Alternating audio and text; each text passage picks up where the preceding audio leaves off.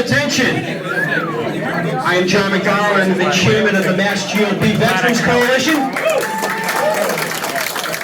And I am proud to introduce the one, the only, our chairman of the MassGOP, Mr. Jim Lyons.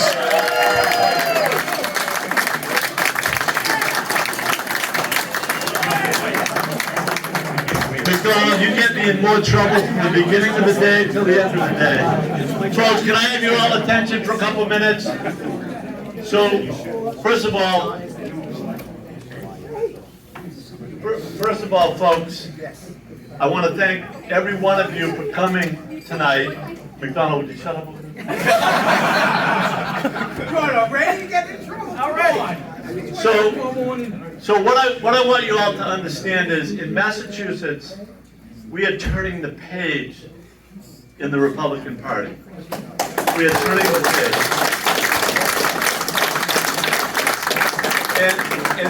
And what I wanted this convention to be about was to let everyone in Massachusetts understand that this Republican Party is built on a foundation of principles, starting with life, liberty, freedom.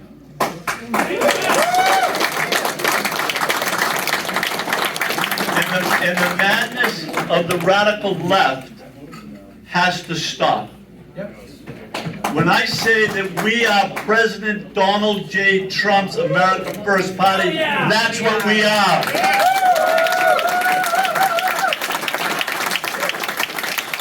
And we don't apologize for it. We do not apologize for it. So I've got three special speakers that have come in here to speak at our convention tonight. They're going to be tomorrow. They're each going to speak at the convention. But I'm going to introduce each of them. They're going to speak for a few minutes. And I want you to know how grateful I am to each and every one of them for coming tonight. Because last year, folks, the people who don't like the fact that this party stands for the principles that we talk about, they worked tirelessly to keep people away from us. They did, yes they did. They tried to shut down the Republican Party because they don't like the fact that we stand for principle. We're not a bunch of political hacks. That's not why you people are in this room tonight, nor are the people that you're going to hear from. So the first person I'm going to introduce tonight is going to be on Hannity tonight at 9:30. Just so you know. And this gentleman just doesn't take any prisoners. He just doesn't take any prisoners. He was the acting director of Homeland Security and ICE under President Donald J. Trump. And he is fighting the battle every day right now. So without further ado, I'm going to introduce you to Tom Homan. Tom, where are you?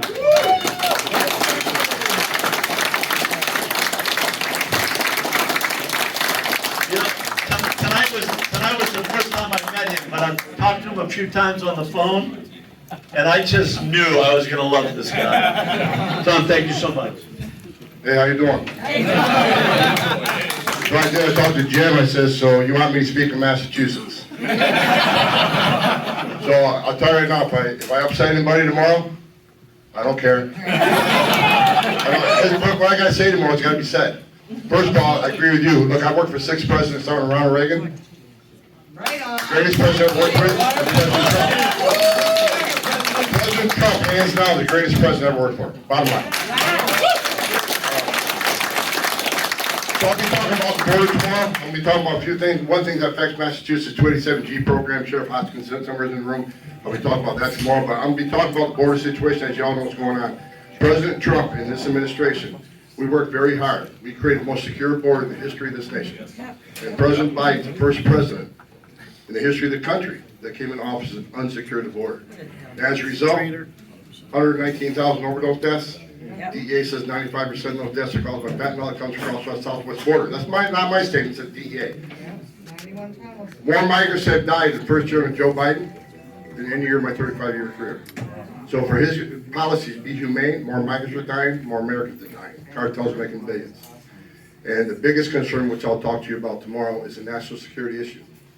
Since Joe Biden took office, we had 700,000 gotaways. These are people that cross the border and they get arrested. How do we know, how do we get that number? Based on camera traffic, drone traffic, and sensor traffic. That's recorded, but Border couldn't respond to it because they're too busy changing diapers, making baby formula. 70%, 7 out of 10 Border Patrol agents are no longer on the line. They're in facilities processing people. That's how the fentanyl gets in. That's how the bad guys get in. That's how the MS-13 members get in. Because the cartels will move them, once they move a family group of 200 across the border, knowing the Border Patrol's going to surge, that's when they move the drugs and the cartel members through the unguarded portions. This is a national security crisis. If they, Border Patrol said they arrested 42 people on the terror screening database. That's who they arrested. Terrorists don't want to be arrested. They're trained how to avoid apprehension. So these 42 are obviously morons. Without a 700,000, think about it. Border Patrol's arrested people from 161 different countries.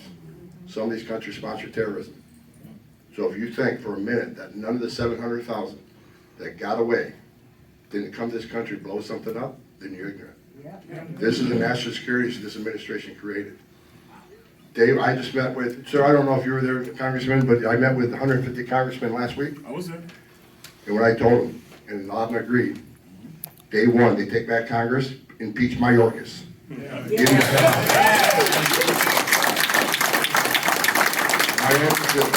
Mayorkas said, as shit on the oath he taken. He has put this country in danger. He's the Secretary of Homeland Insecurity. This country is less safe under his command. He needs to go. And great congressmen like that's going to make sure it happens. So I'll say the rest for them all. So if anybody in the audience wants to like Trump, you're not going to like me. So I appreciate the invite. I look forward to tomorrow.